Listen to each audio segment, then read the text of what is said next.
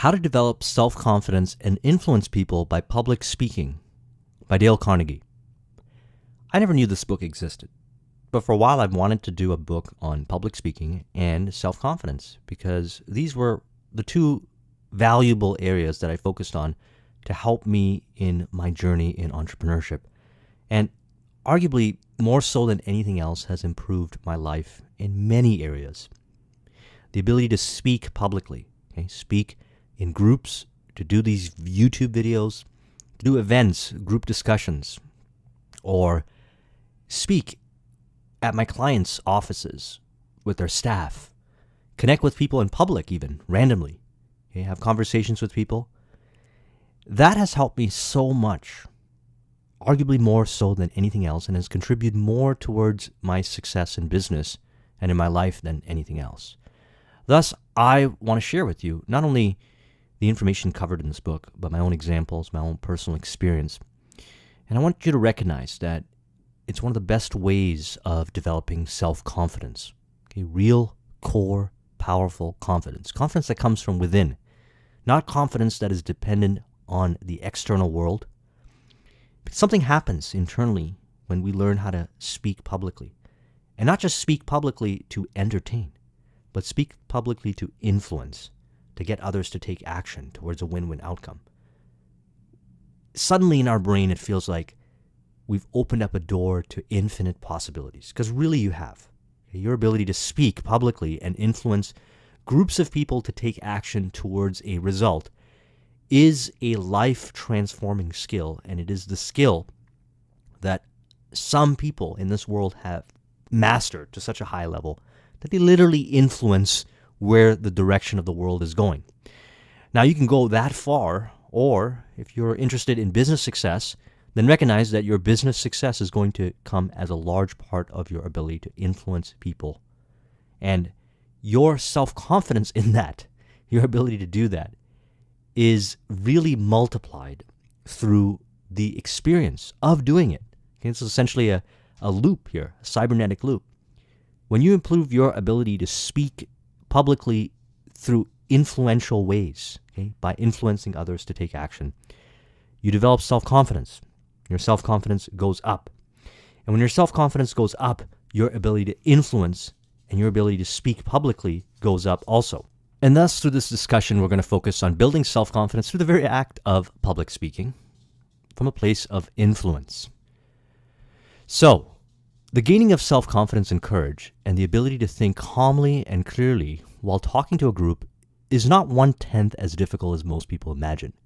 It is not a gift bestowed by Providence, only a few rarely endowed individuals. It is like the ability to play golf. Anyone can develop his own latent capacity if he has the sufficient desire to do so. So public speaking is a skill. Learning how to influence is a skill. Developing those skills raises your self-confidence. If you notice that your self-confidence is low, then working on these skills raises your self-confidence. Because if you can influence a group of people towards positive action, then you know internally that you have something valuable to offer others. And you have the ability to do it. Thus your self-confidence goes up. And it's a skill that you can learn. And I speak from personal experience because I wasn't very good at it. Now, I've gotten a lot better at it, and it's helped me tremendously in my business and growing this YouTube channel. And I also recognize that I have a far longer journey to go on than I ever imagined possible. There's so much more room for optimization, and I'm improving with every attempt that I make in public speaking, and you can do the same. Speakers often experience the same feeling even when they are talking over the radio. Microphone fright. Microphone fright. Some people, no matter how often they speak, always experience this self-consciousness just before they commence, but in a few seconds, they've gotten on their feet. It disappears. Whenever you take action towards speaking in public, whether it's group events, speaking to people in public, in groups, doing live events, making a YouTube video, there's always going to be some fear associated with it. But you learn how to work through this fear. You learn how to rewrite the stories associated with the fear. A good book that I recommend reading is What to Say When You Talk to Yourself. I put a link in the description. I made a video on that. You get better at rewriting the story, and you'll recognize that fear starts to go away after you're a few seconds or a minute or so into your presentation. It starts to go away. And the degree of what it goes away, or how much it goes away, is really based on experience. And that's why it's recommended that you not only do it once or twice, but you make this a discipline to do as much as possible, to find yourself in public speaking events, to speak in public as often as possible. Then you are going to learn how to tap into your inner subconscious understandings and how to project that outwards. So a lot of times what happens is when we learn public speaking, we focus on conscious preparation, writing the script, writing our presentation word for word. This is not natural. That's not the way to influence. Real influence comes from your ability to speak from your subconscious. Speak from your subconscious. And the way to learn how to speak from your subconscious is through repetition, yes, but not relying on scripts, not relying on formalities, to just speak. And in the beginning, you're going to come off as being choppy. You're not going to be accepted. That's not because you are communicating from the core, but you're still holding on to certain kinds of approval-seeking behaviors in your communication, or you are judging yourself and you're just projecting that outwards, or you have a hard time deciding what to talk about. When you speak from the subconscious, you don't need to decide. It just flows out of you. This comes through repetition. And this is really experienced and really understood once you take action. So notice this next time you speak publicly. Notice how the first minute or so you're in your head and you're too self-conscious. And then you just start to let go. You just start to let it all out. Now, I actually recommend doing that, just letting it all out. Just let it flow. Don't be concerned with making mistakes. You will make mistakes. That's part of the journey. If you want to become masterful at public speaking, you have to go through it. All the best public speakers go through it. All the best public speakers speak from the unconscious, from the subconscious. They are a valuable source of information, and they allow that information to flow through them. There are many exercises that will develop self-confidence, but public speaking is one of the best. Self-confidence really is connected to the subconscious. If you allow the subconscious to flow out of you, all these good behaviors that are talked about, like body language and voice tonality, tend to come a lot easier and naturally. That's because the subconscious is far more intelligent than the conscious. Okay? A good book to read is The Power of the Subconscious Mind by Joseph Murphy. I did a video on that. I put a link in the description. When you tap into the subconscious and you allow the subconscious to communicate in your public speaking, then you will recognize that you have far more confidence than you allowed yourself to experience. And then once you experience your subconscious flowing through your communication and you observe how well the audience resonates to the authenticity, to the vulnerability, to the realness of that communication, then your self-confidence is going to go up even higher. But this only happens if you do things the right way. Okay? Doing things the right way. Those that have a high level of ability to, on a surface level, communicate well publicly or do events and talks might not necessarily have a high level of self-confidence. They'll come off as being very scripted, artificial, and not very authentic. So next time when you observe a speaker, someone who speaks publicly, observe the authentic ones. Look for the authenticity behind their communication, and look for the lack of authenticity behind the communication. Someone who speaks from a place of subconscious and lets the information flow out of them might make mistakes, but that authenticity connects to us. We feel connected with them. So our goal when we're speaking publicly to improve our self-confidence is through that type of communication, tapping into the subconscious communication and letting it flow out of us. We do not do it to gratify the ego. Okay? We don't do it to gratify the ego. The ego is surface level. The subconscious is deep. Okay? Subconscious is the depths It's the core of who you are. We want to let that flow out. If we focus on how we look, or trying to be cool, or trying to impress others, then we're just gratifying our ego. And while you might get approval from that, your approval is going to be externally dependent. What we want is internal acceptance of who we are.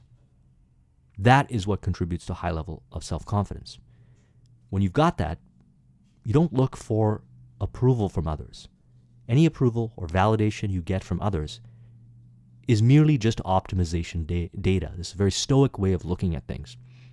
Because if you identify with that validation or approval, you will start to feed your ego. And then you will lose your flow. Okay? Your flow will start to go away. A good book to read is Flow by Mihaly Csikszentmihalyi. When you're communicating and you're speaking from the subconscious, the information has to flow out of you.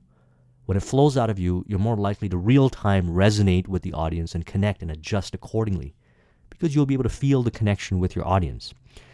But if you're looking for approval and you're trying to be cool, you're going to be too in your head. You're going to be too self-conscious.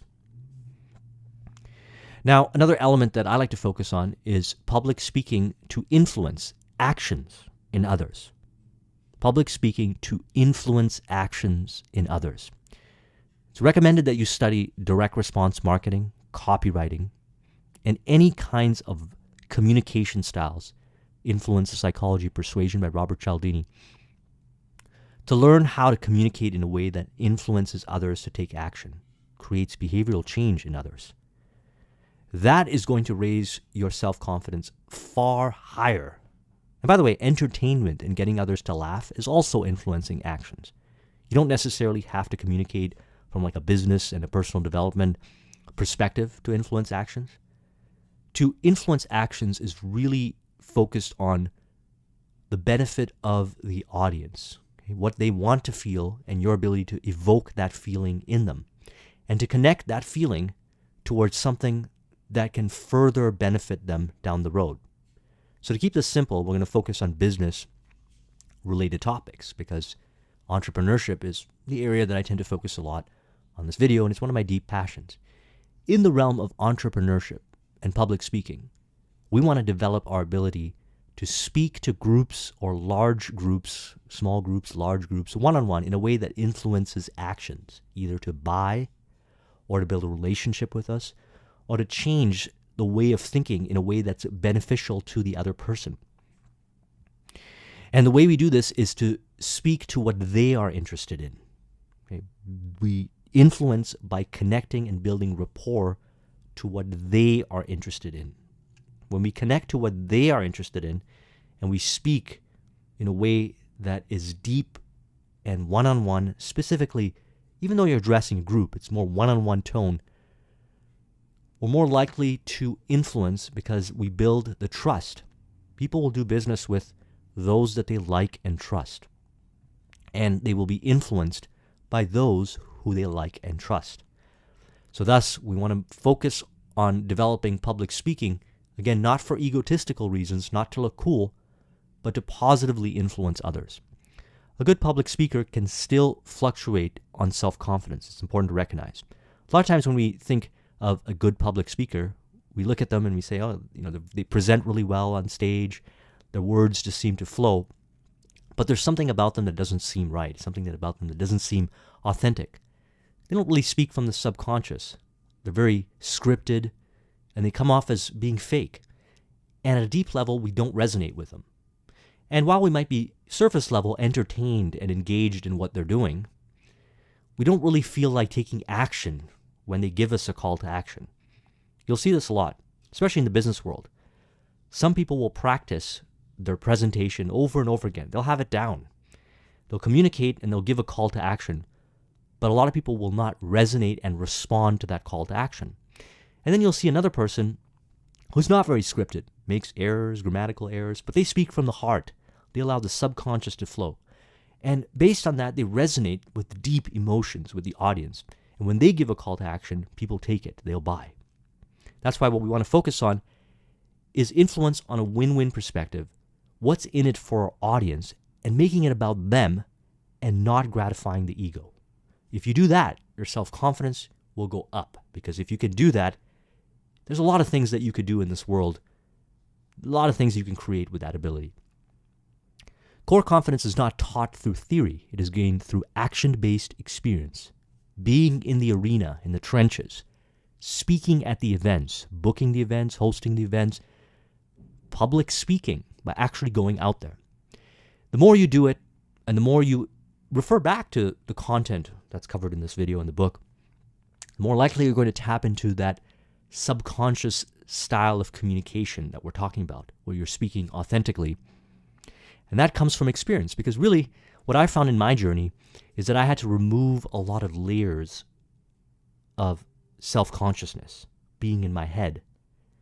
And the more I communicated at these events or workshops or doing these videos, and while being aware that what's really holding me back is my self-consciousness, the more I recognize that I just gotta let go. Okay, just let go and let the subconscious come out and flow. One of the reasons actually why I do lengthy videos is because I've gotten a good ability to tap into subconscious communication. This information is not scripted. I have some points that I include in here. There's a structure, yes, but most of it is improvised in the present moment. That comes through practice. So thus, when I'm doing these kind of presentations, or when I'm at a client site and I'm doing presentations with their staff, or if I'm doing deals, business deals, and I'm trying to influence towards a win-win outcome, the communication comes out a lot more naturally because I've trained myself through repetition. Okay? Trained myself through repetition. You don't train yourself through theory. There's a lot of theory out there, and you can watch this video over and over again. But the real way to get good at this is to actually book some time and do it. Okay, go and apply this information. Let's talk about core confidence for a moment versus externally oriented confidence. Okay? Core confidence is the belief in who you are, what you have to say, and what you have to offer, because you know you come from a good place, and you recognize that what you have to offer can benefit others, and you're happy to communicate that to others. You're excited about it. And when you learn how to speak publicly, when you do that through repetition, and you allow the subconscious to flow, your core confidence goes up. And if you get approval or validation from others, it doesn't gratify your ego. It's optimization to help you realize what you should do more of or less of. If you're externally oriented in your confidence, then you're presenting so that others will approve of you. You're presenting in a way that you want others to give you validation for whatever concept you're sharing. And if you don't get it, you might end up getting angry with them, angry with yourself. And if you keep going on that cycle, what's going to happen is you're never really going to develop that core confidence.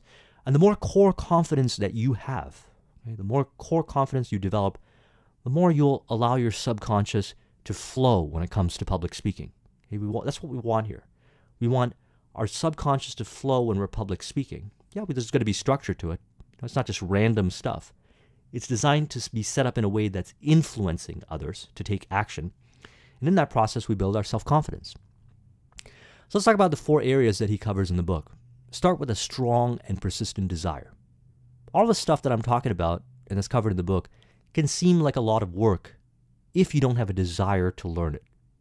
Okay, the desire should come from a place of being genuinely interested in sharing and influencing and bringing about positive change in business, whatever area you're communicating in. If you have that desire to create positive results, knowing that by creating positive results, it's going to be reciprocated back to you, and you're very adamant and insatiable about it, then you're more likely to take this seriously and look for ways that you can apply it every day.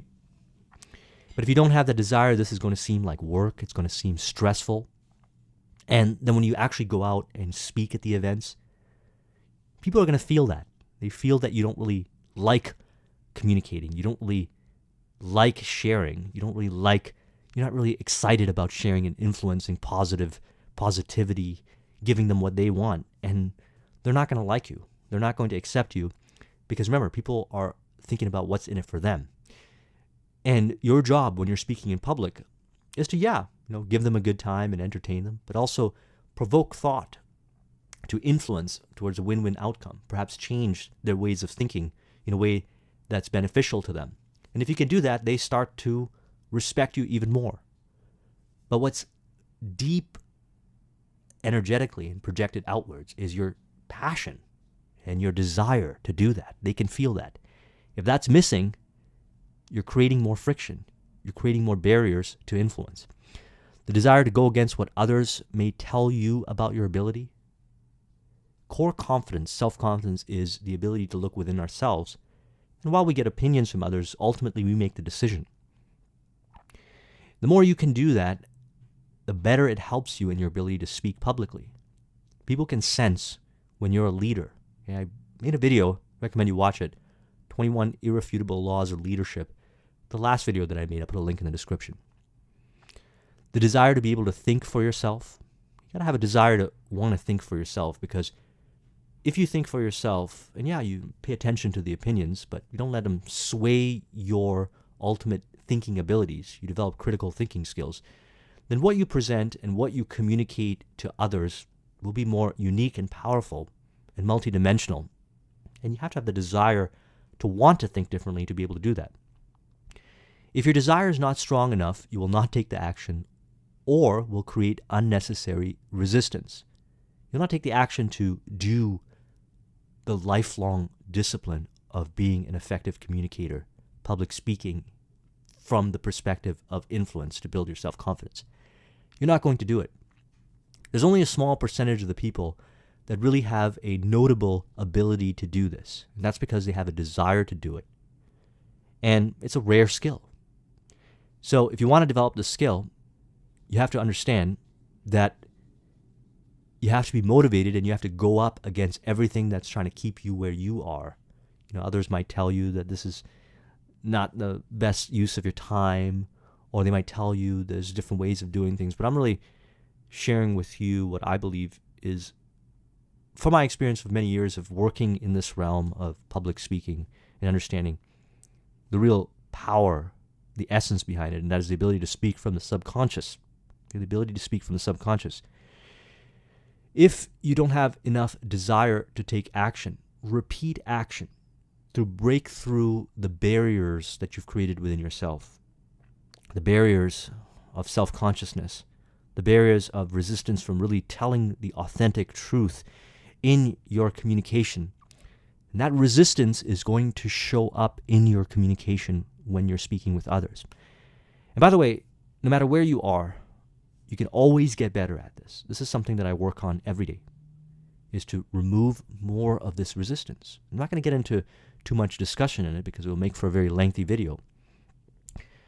Number two, know thoroughly what you're going to talk about. Know thoroughly what you're going to talk about. Now, there's the content, and then there's how the content is delivered.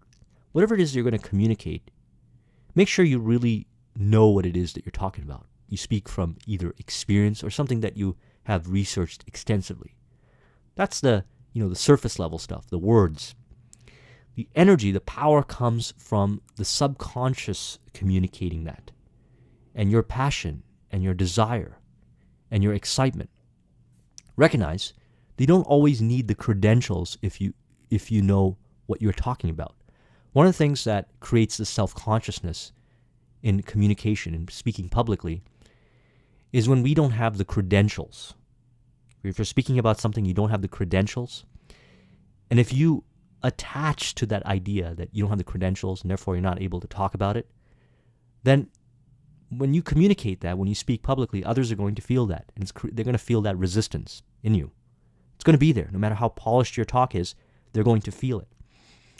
When you speak to a large group of people, and they're sitting there, or even a small group, and they're listening attentive to you, do not discount the fact that they are picking up on your subconscious and your nonverbal communication. As polished as you are with the words, they know what you're feeling. Okay? And if you're feeling that you're not worth it, you're not worthy to talk about it because you don't have the credentials, then it's not going to influence them because they're not looking to you as a leader, someone who's influential. Now, this doesn't mean you go and pretend like you have the credentials. You just need to adjust everything in a way that comes from maybe your personal experience. Because some subjects don't even require credentials or references. You can speak from your personal experience. For example, although I share a lot of information that is covered within the books, I also share my own personal experiences. I don't have a formal credential or a formal training in public speaking, but what I did do was many years of informal training. I don't have a Toastmasters, whatever the certificate is. However, I can communicate and hold my own in a lot of public speaking scenarios, and I could do a really good job based on what I've learned from other public speakers and what I've learned in these books, and really what I have learned through experience. And thus, perhaps as you're listening to this, you'll find that some of these points really resonate very deeply with you because you recognize that it comes from my experience. You can feel it. You know that I'm not making it up. A passionate speaker usually resonates more with an audience rather than a knowledgeable one. A passionate speaker usually resonates more with an audience rather than a knowledgeable one. So a couple points here. Having the desire to want to influence win-win in others creates passion. Number 2, allowing the subconscious to flow when you're communicating projects passion. People connect to your core. They feel the deep human drive to want to share, to want to contribute. If you're just knowledgeable and you could just speak about a subject knowledgeably well, and there's no passion there, then people are not going to resonate with you because they don't feel the authenticity. They don't feel the humanity in it. They don't feel the personableness. Now, it's great to have both, to be really knowledgeable and to be really passionate. That's the best. So if you tend to be more on the side of passionate but you don't have the knowledge, then that's not going to help you either because, remember, people are interested in what's in it for them. They want the knowledge transfer, so you've got to develop the knowledge. If you come from the side where you're a lot of knowledge but you don't have enough passion, then you really need to develop the passion towards it. You have to see how one of the greatest things to do is to learn how to influence a win-win outcome, how to influence benefit, how to influence action in others, and be really excited about it. Another good thing is how to speak from the subconscious, be passionate about it. Study different kinds of information in books. I already mentioned Power of the Subconscious Mind. Study different elements about how to tap into the subconscious through your communication. Once you do that, you start to tap into that passion. And when you combine that with the knowledge, what you're going to talk about, or what you talk about, really has an impact on the audience. Let's talk about some strategies. I went through a program a while back called Clear Communication by Eben Pagan. And here are some notes that I borrowed from the program to add to the discussion of this book and video. Know what you want to achieve and be willing to experiment till you get it. Know what you want to achieve and be willing to experiment till you get it. So this is a very direct response marketing philosophy. If what you have to offer is knowledge and advice on a specific subject, and you want to share it in a way that gets people to take action, either buy what you have to offer or create behavioral change in their lives, then you have to understand that it might not happen in the first try, second try, third try, fourth try. You might have to dedicate months, years before you can have that effect on your audience. But you must be willing to experiment and stay with it till the end, okay, till you get it, till you're able to achieve that behavioral change. Now, granted, it has to be a behavioral change that the other person either wants or they don't realize or understand that they want it, and thus you'll help them understand through your conversation, through your presentation, how it's beneficial to them, and then they'll want it. But you have to experiment. You have to try different things. Different kinds of audiences respond to different things, different kinds of communication, different ways of communicating information. There are audio learners, visual learners, kinesthetic learners, those that are physical, that are mental, more emotional learners. Whoever it is you're communicating with, you have to know how to speak to how they receive information primarily and even secondarily. The most important communication is the one you have with yourself. So this is interesting. If you learn how to influence and get yourself to take action, then you're going to find that you're going to be more influential to others. A lot of times you'll see people are very good at giving advice to others and telling others what to do, but they're not very good at taking their own advice. And a lot of times you'll find that when they give that advice, when they share what is actually going to help others, those others don't take action. They don't apply it. That's because although they might think that they're good communicators in creating behavioral change, they haven't really figured out the process to be able to create behavioral change because they've never been able to do it to themselves.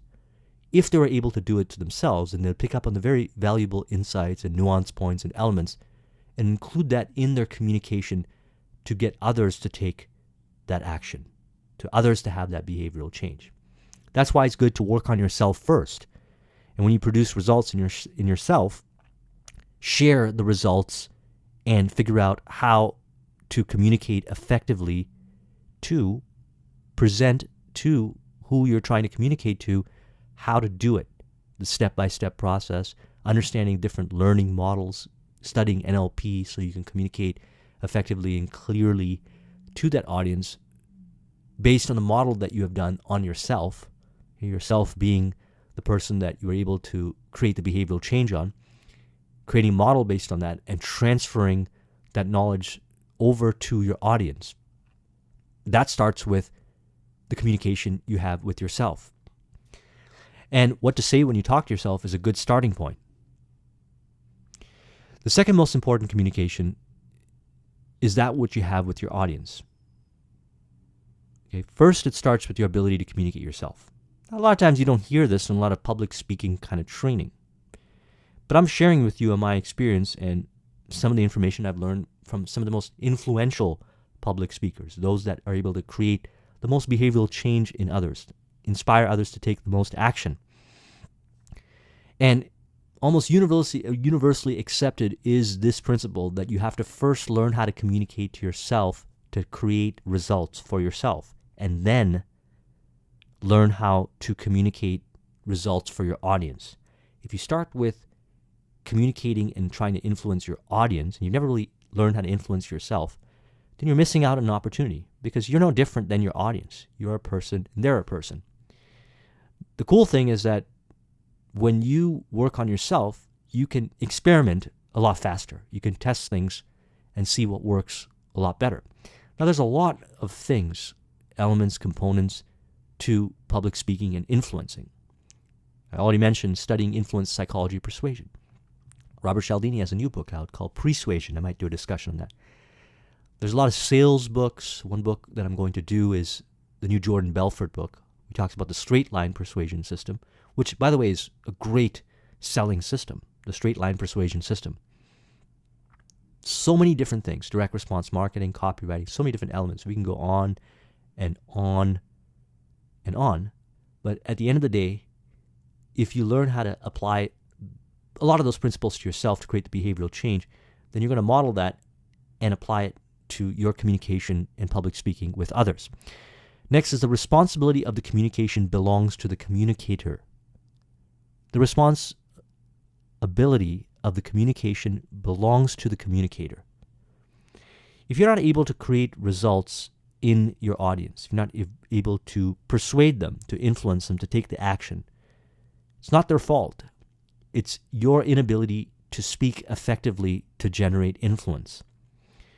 Now, the beauty is that if you don't create the results, then you've got a ton of optimization data that you could work with to figure out what you did right or wrong and how to restructure it, and you can try again. Try again and again and again. As mentioned earlier, be willing to experiment till you get it. Now, there's no cookie cutter set step-by-step way that works universally in every scenario. Verbatim. That doesn't exist. But there are principles, and we're covering principles. And one of the principles is that you recognize that if it doesn't work, if you're not able to influence, that it's your responsibility to go back, to reevaluate, to consult with others, to reference back to books and content to figure out what you did wrong that didn't influence the action. And it could be that that audience is not interested in that action. Be the message you are trying to communicate. Be the message you are trying to communicate. This has a lot to do with the most important communication is one that you have with yourself. If you're able to influence and communicate with yourself to create results, and you are a walking testament for those results, then there are tons of things that are being sub-communicated and subconsciously communicated when you speak, when you address an audience, because you already have the results, because you're walking evidence. When I hear somebody talking about something that they have no results in, and by the way, you don't have to have the highest level of results. I talk about entrepreneurship and business on this channel, but the truth is that there are tons and tons of entrepreneurs and business owners that have far more success than I do. What I try to do is I share my experience based on my results. And as I grow, as I learn, I share more. And I base it on the information covered in these books because the authors of these books have more experience in this area. But the key to it is that when you come across people that don't have the results and they try to communicate, it doesn't feel right. It doesn't resonate. And it's very unlikely to influence. Very unlikely to influence if you don't have the results. So if you learn something and you apply it on yourself and you produce results, and then you go out and you create a talk around it and you share it with others based on the fact that you actually have the results, then all this other stuff that we're talking about is going to flow a lot easier. Because one of the most important elements, as I mentioned earlier, is allowing your subconscious to communicate. If you've actually produced the results, then believe me, you have far more knowledge than you're able to articulate. It's in there, it's in your subconscious, and it'll come out, it'll flow out during your public speaking, during your event, during when you're communicating. And it's a repetition and understanding of these principles and the letting go of the self-consciousness or the self-limiting beliefs that allow you to combine what your understanding is, your knowledge is, the message, with the self-confidence that you have already been living it. And that's a powerful, potent form of communication to your audience. Self-confidence through preparation. Does the preparation of a speech mean getting together of some faultless phrases written down or memorized? No. Does it mean the assembling of a few casual thoughts that really convey very little to you personally? Not at all. Assembling your thoughts, your ideas, your convictions, your urges, you have them all day when you're walking life. They even swarm to you through your dreams. Your whole existence has been filled with feelings and experiences. These things are laying deep in your subconscious mind, as thick as pebbles on the seashore. Pre-preparation means thinking, recalling, selecting the ones that appeal to you most, polishing them, working them into a pattern, a mosaic of your own.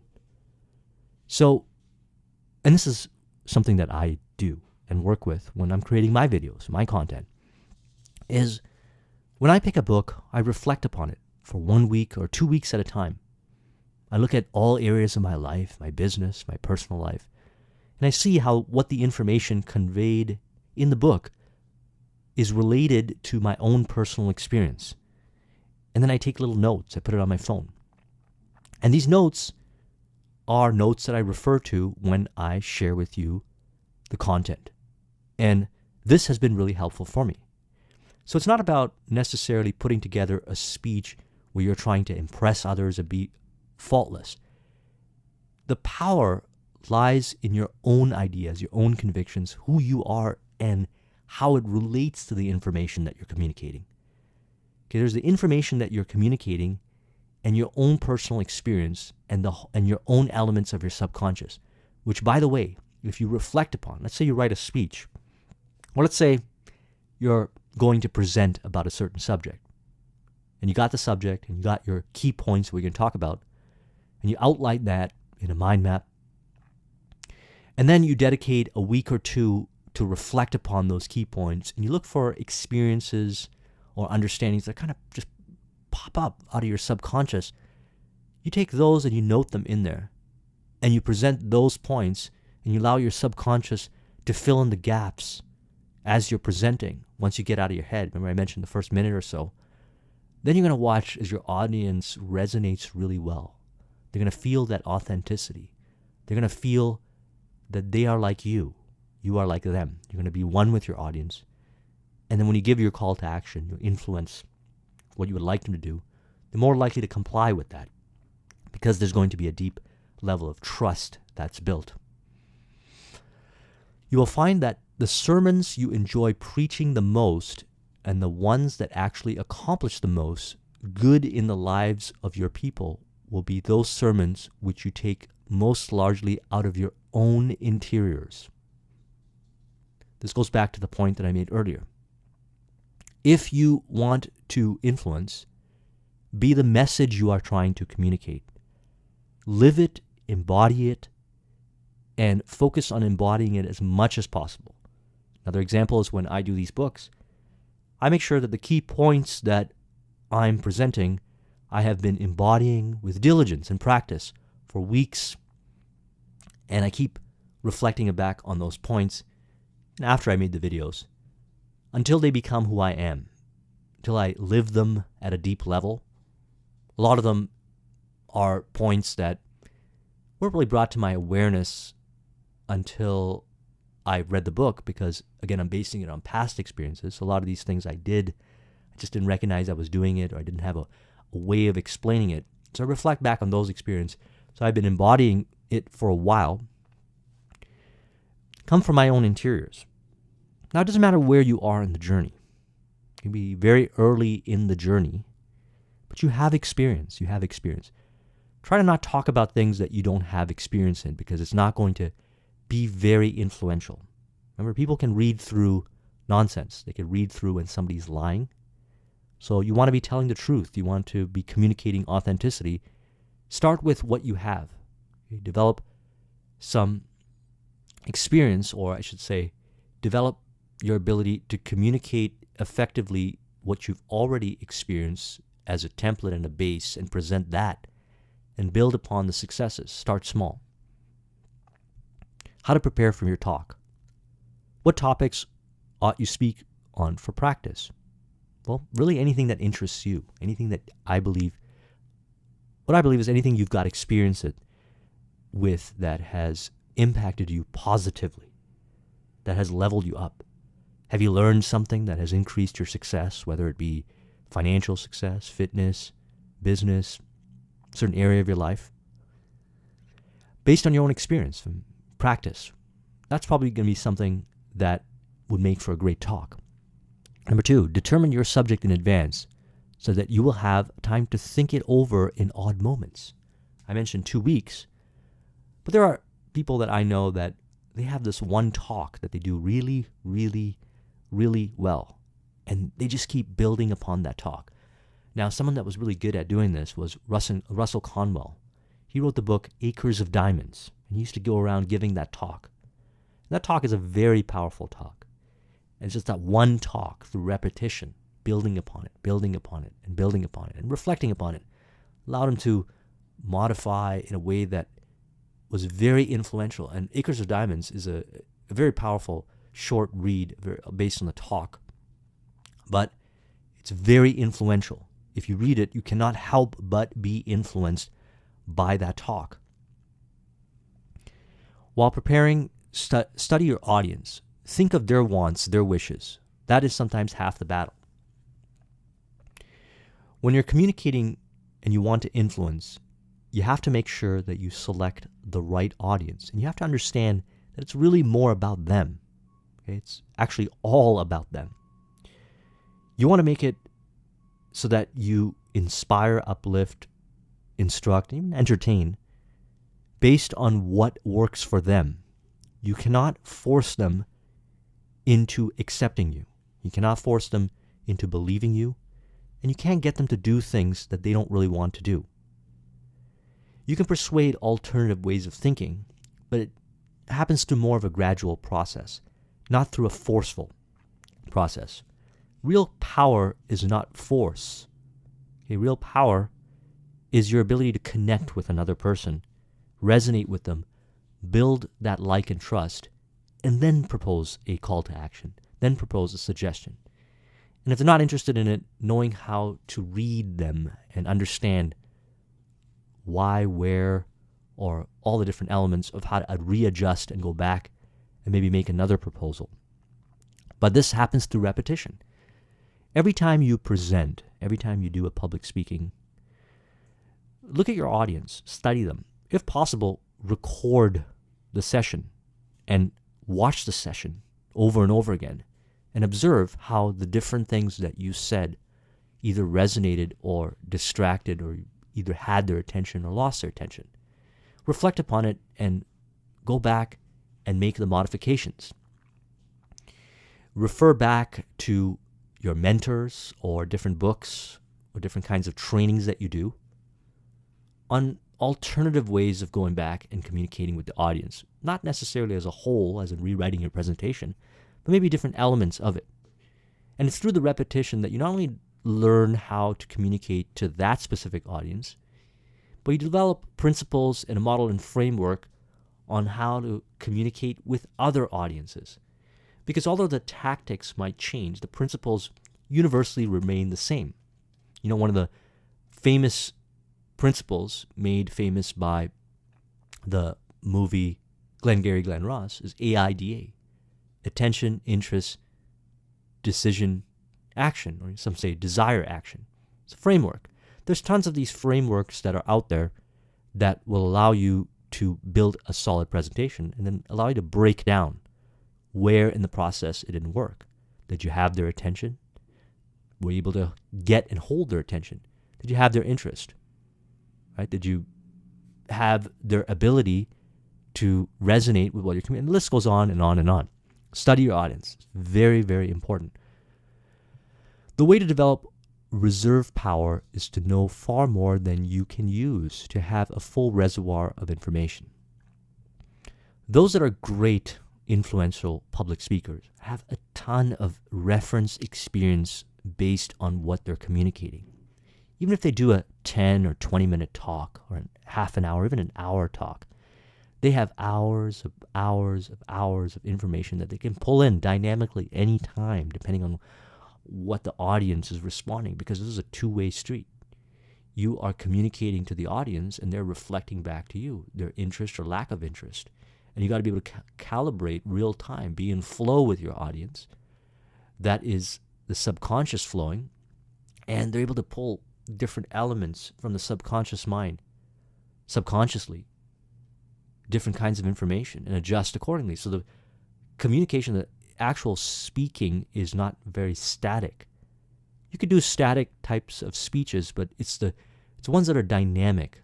That, yeah, they have a structure to them. The main points are being addressed. But there's a lot of dynamic elements to it that have a lot of impact. And it's worth practicing. Okay? It's worth practicing improvising during your public speaking, or just taking improv classes in general. The ability to improvise and communicate effectively and pulling from that reservoir of information that you have is going to allow you to further your ability to influence, because you're going to be able to dynamically adjust real time. Don't read and don't attempt to memorize your talk word for word. Now, there are exceptions to this rule, but for the most part, if you want to develop self-confidence, because that's what we're focusing on, self-confidence by public speaking, then you want to learn to tap into your subconscious reservoir of information.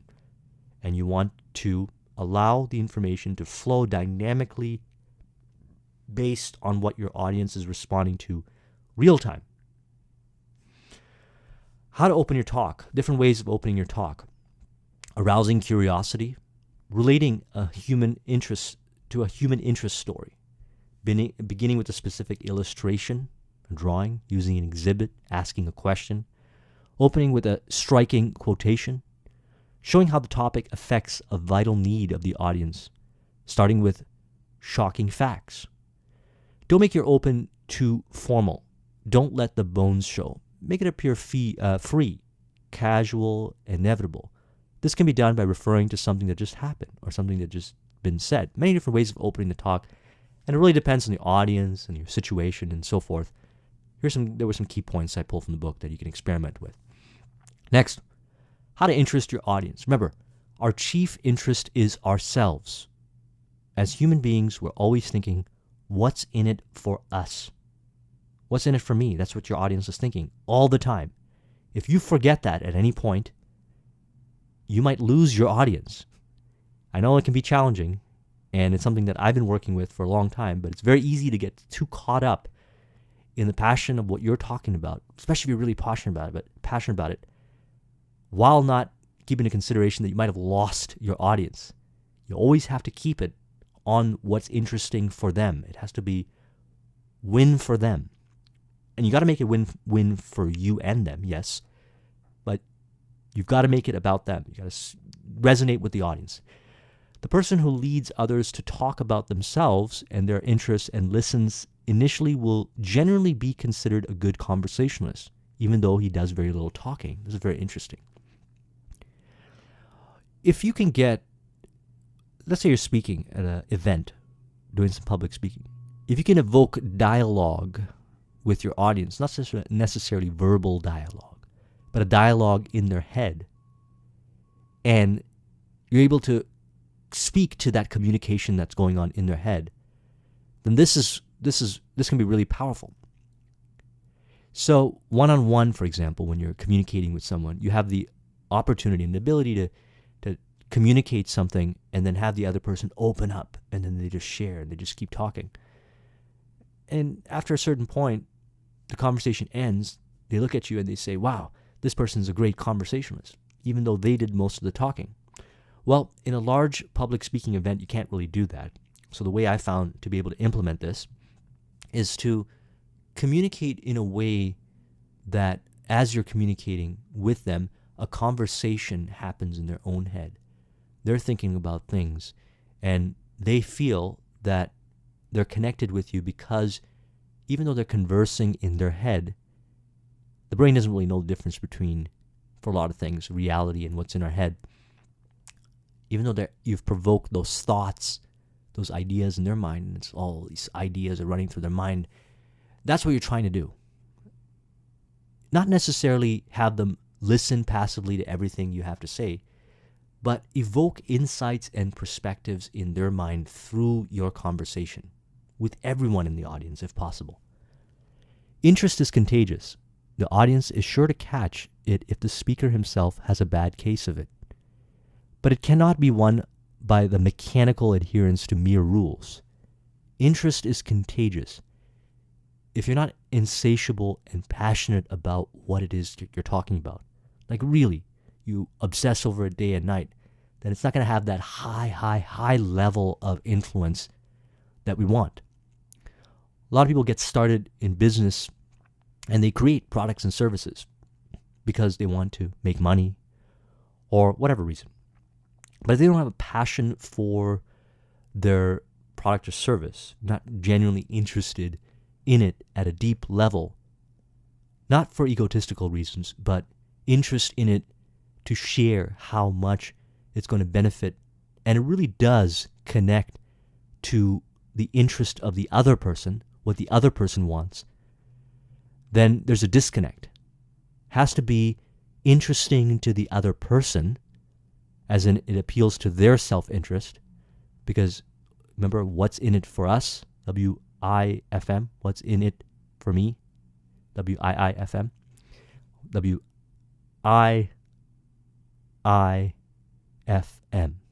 What's in it for me? Remember that. That's what everyone is thinking. What's in it for me? Even when you're listening to this, you're thinking, what's in it for me? And if at any moment something is not beneficial to you, your mind will kind of zone out, not really interested. Now, granted, there are certain things, and I'm not going to get into discussion where your mind zones out that you need to rewind back and listen to, because that could be your subconscious not accepting some of the information which actually will help you break through to a higher level of understanding, and thus when you go back and re-listen to it again, you'll find this, but that's outside of the discussion. if you're not interested in what it is that you're offering, what you're communicating in a way that's beneficial for the other person, and they're not interested in it, then you're not going to have that influential connection. And if you don't have the influential connection, your self-confidence is just going to drop because you're going to not have that ability. Your ability determines your self-confidence for the most part. How to close a talk. Stop, but don't talk about stopping. So again, self-confidence is one of those things where we just do. We don't talk about how we're going to do it or that we're doing it. We just do. So here are some pointers that were covered from the book.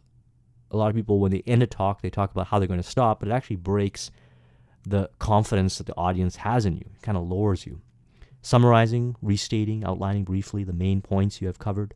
Appealing for an action, giving a call to action, telling them to do something. Now that you've built that like and trust in them, you've built that connection with them, they're more likely to comply and take action for a win-win outcome. Raising a laugh. Personally, I like appealing for action. That's one of my favorite go-tos because, again, it's built on the direct response marketing principles, something that I'm very passionate about. And so in direct response principle, it's very action-oriented. We're trying to provoke action. Practice confidence. Fear is begotten of ignorance and uncertainty, says Professor Robinson in The Mind of the Making. To put it another way, it is a result of lack of confidence. And what causes it? It's the result of not knowing what you can really do. And not knowing what you can do is caused by lack of experience. When you get a record of successful experience behind you, your fears will vanish. So, practicing your craft, whatever it is that you're working on, whatever your area of interest or subject is, while developing your ability to speak publicly about that, is going to give you the experience. That's what's going to give you the experience. So you're developing the experience in public speaking based on your current level of understanding of your subject while you are working on your subject, gaining more experience in it. It's like a cybernetic loop. One of my favorite concepts is that cybernetic loop. Student is the teacher and the teacher is the student. One of the great ways of learning something is to teach it, but not teaching more than you know, but teaching what you know. Then you start to recognize how to optimize what you know even further. And you go to work on it, and then you're able to teach it at a higher level.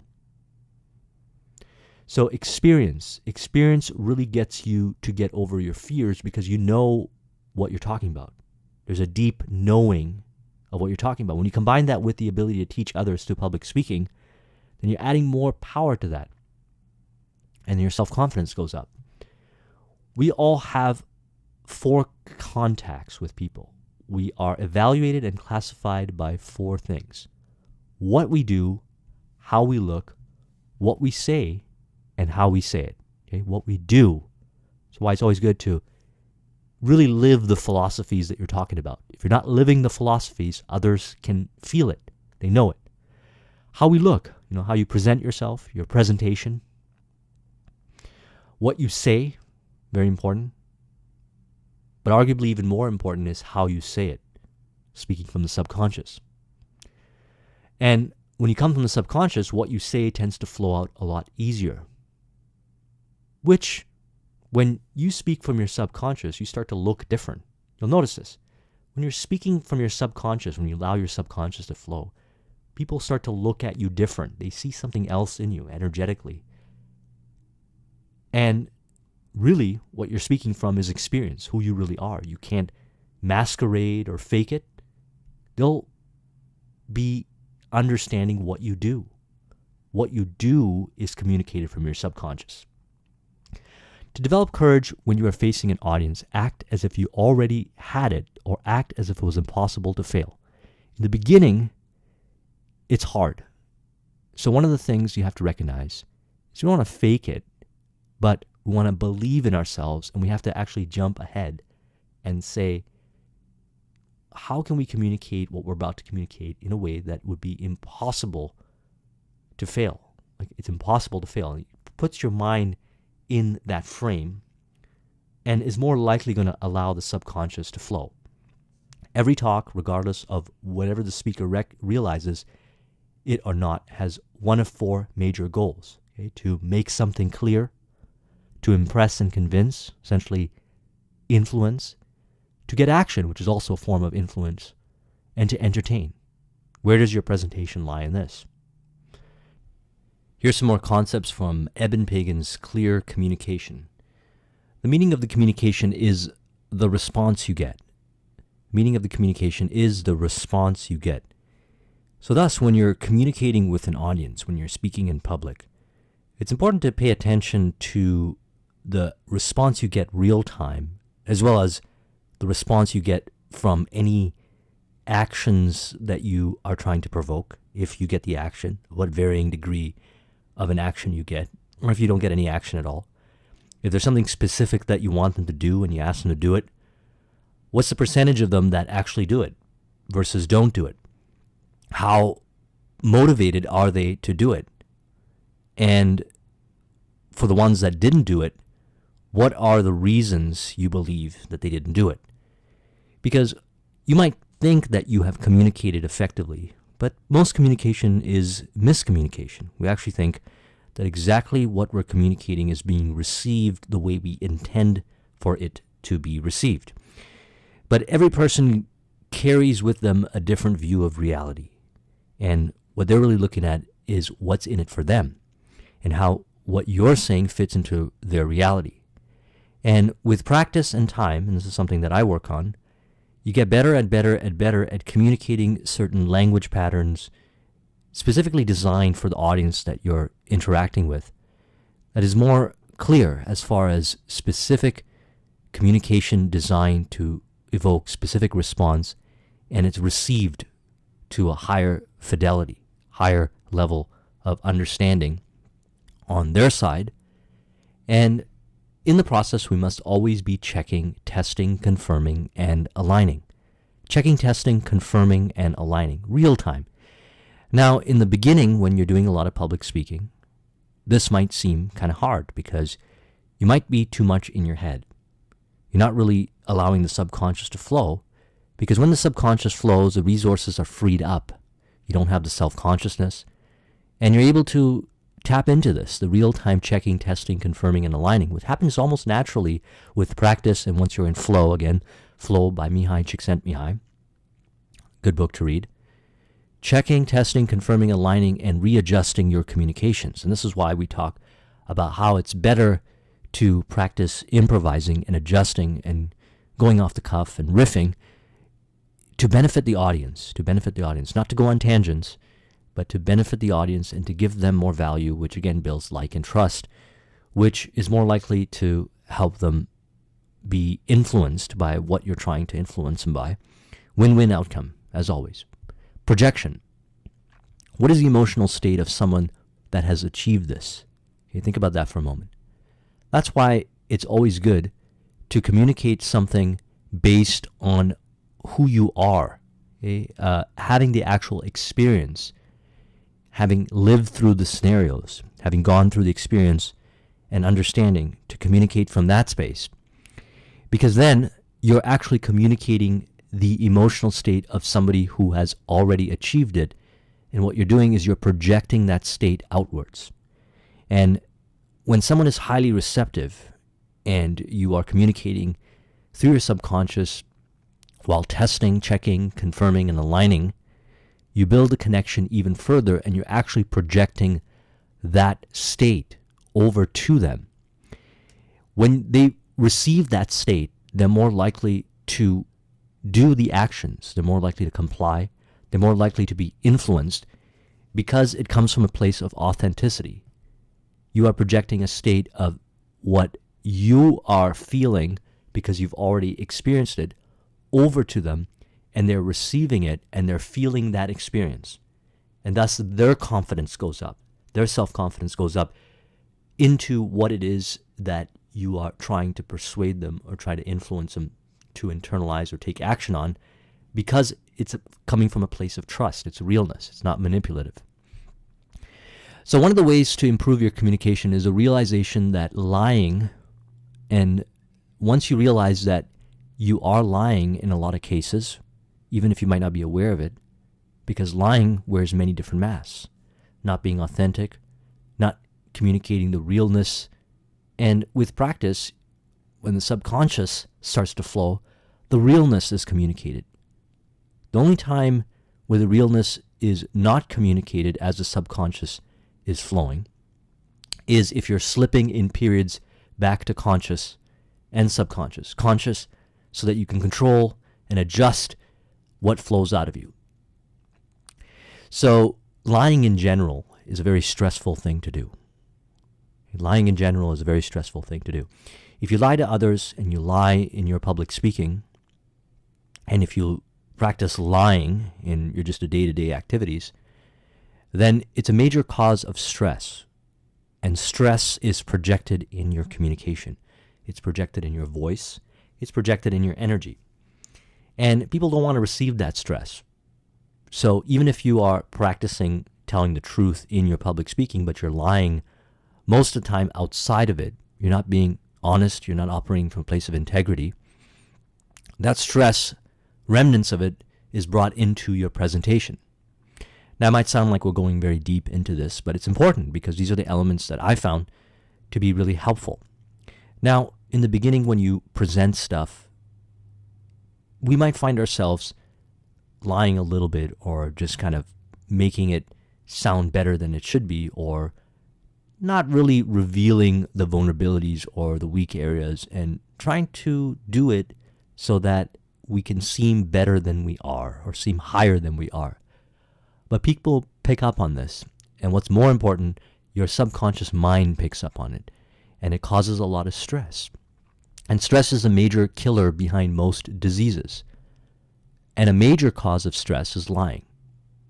The biggest type of lie is withholding information which diverts people into not knowing what's going on.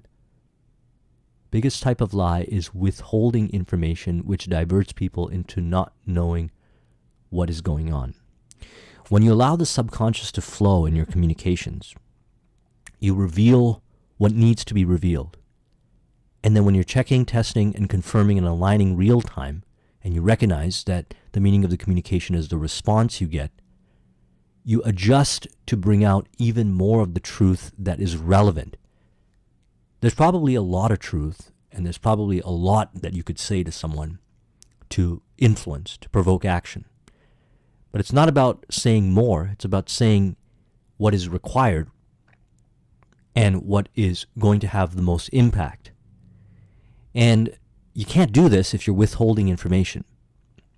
So one of the things I hear a lot about is, do you tell people everything when you're teaching, or do you try to save more for later? Essentially, if they buy something else, then they get more information. I personally don't like that.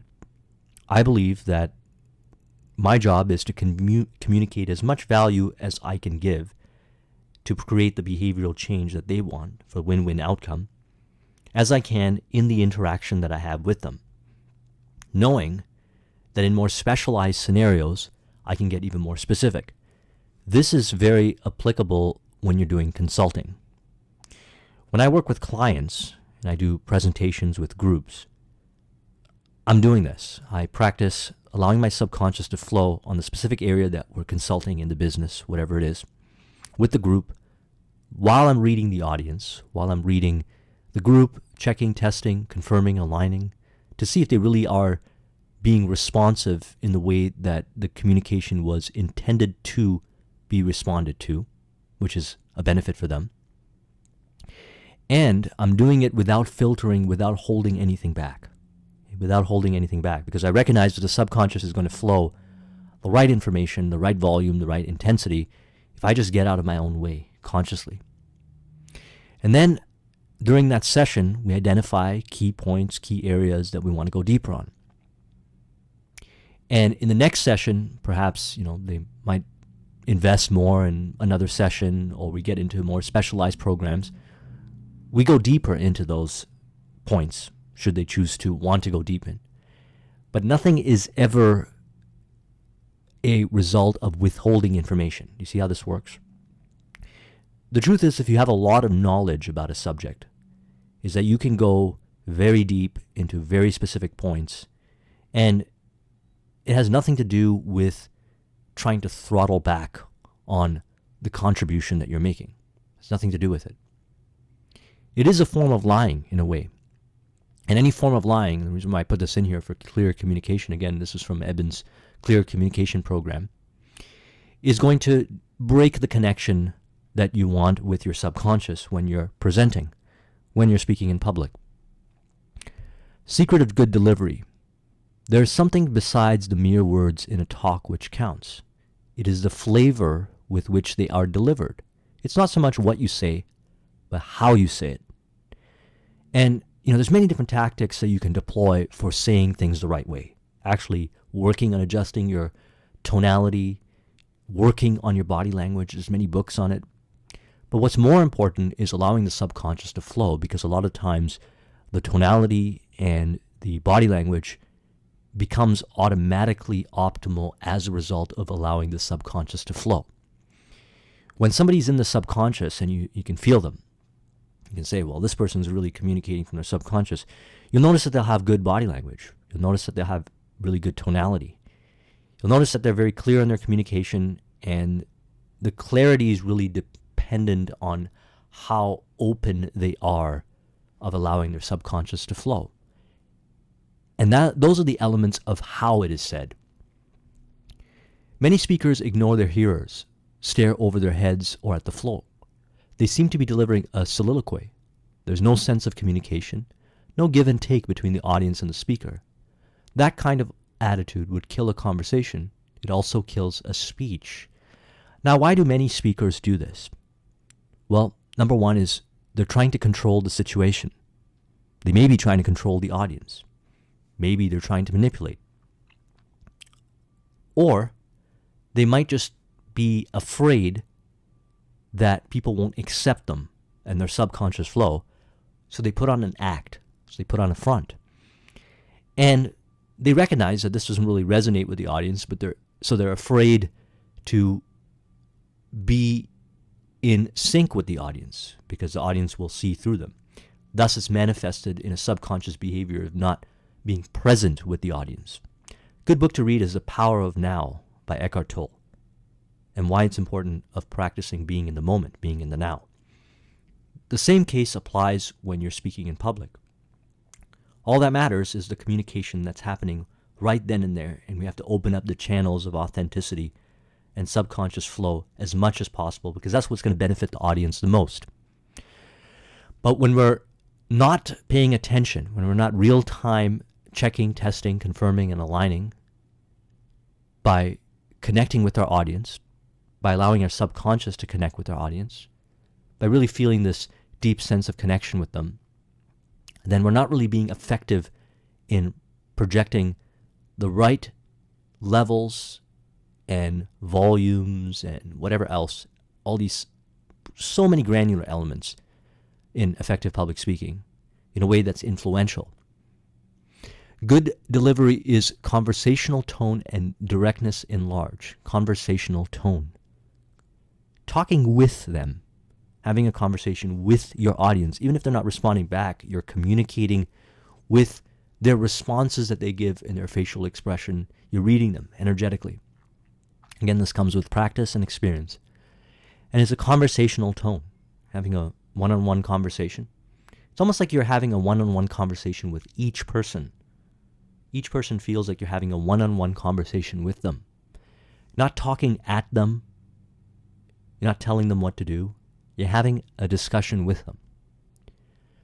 Talk to your hearers just as if you expected them to stand up in the moment and talk back to you. Put your heart into your talking, real, emotional sincerity. Next is presence and personality. According to experiments conducted by the Carnegie Institute of Technology, personality has more to do with business success than has superior knowledge. This is because people like others who they feel are trustworthy. Okay? People that they like to do business with. If you're very knowledgeable, but you're not trustworthy and you're not likable, and you can become trustworthy and likable by really reviewing the elements we've covered so far in your conversations, not just speaking public, but your one-on-one conversations, If you're not doing those things, then even if you have superior knowledge, people are not going to want to work with you. There's something about being likable and trustable that opens up the doors, and for good reason.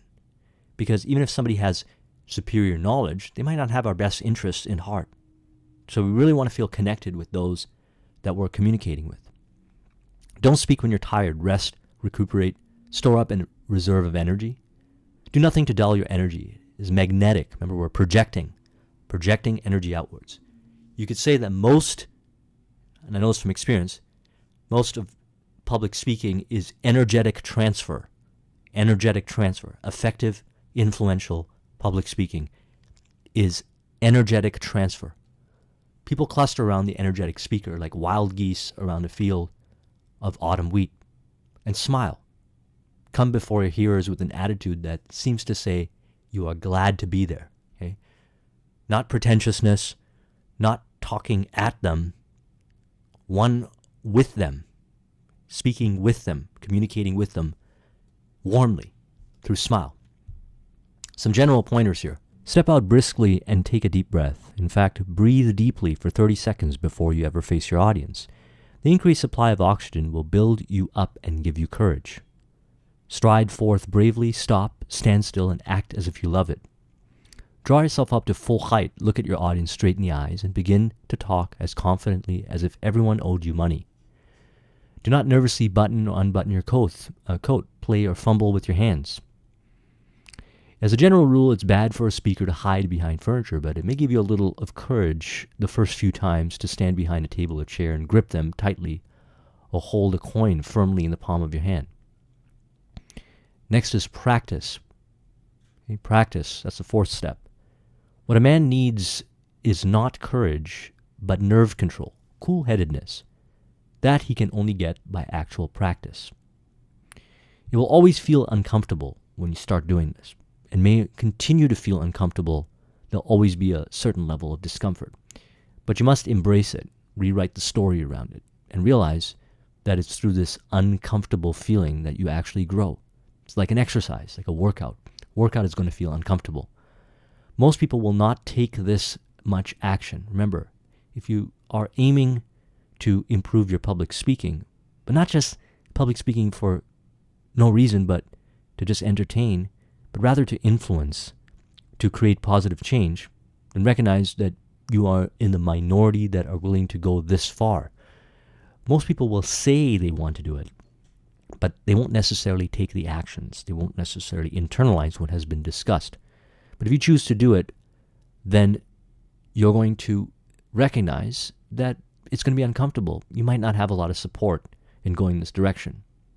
But that's good, because the key here is 80% action, 20% theory. Take more action and reference back to theory. Okay, 80% action, 20% theory. So how do you improve your diction? Essentially, increasing your vocabulary.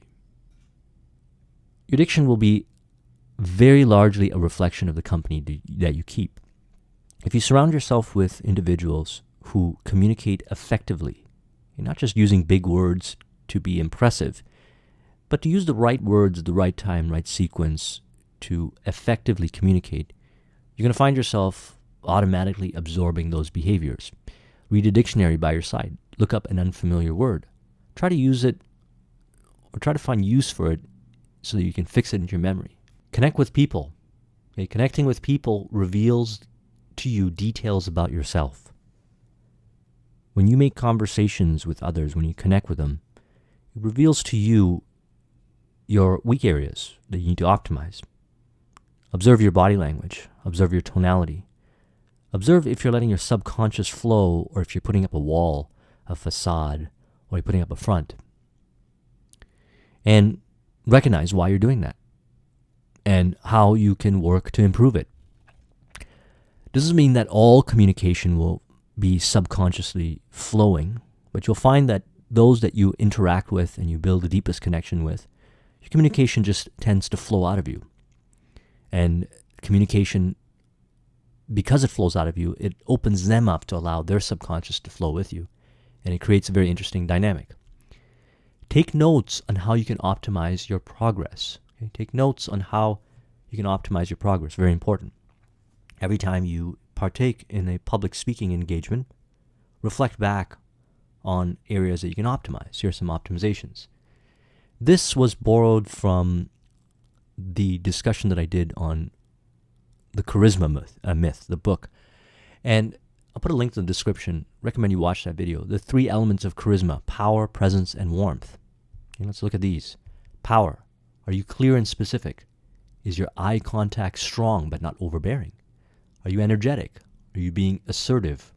Are you looking for approval or reading the situation? Okay, looking for approval or reading the situation. Good communicators are not looking for approval, validation for egotistical reasons, but they're reading the situation to optimize. Again, done subconsciously is more effective. Presence. Are you in the moment? Is your words, body language, and voice tonality in alignment? Are you focused on who you are speaking with? Is your energy grounded? Are you being real or putting on a front? Warmth. Do you have passion for what you're talking about? Are you smiling? Is there a sense of feeling and connection with your audience?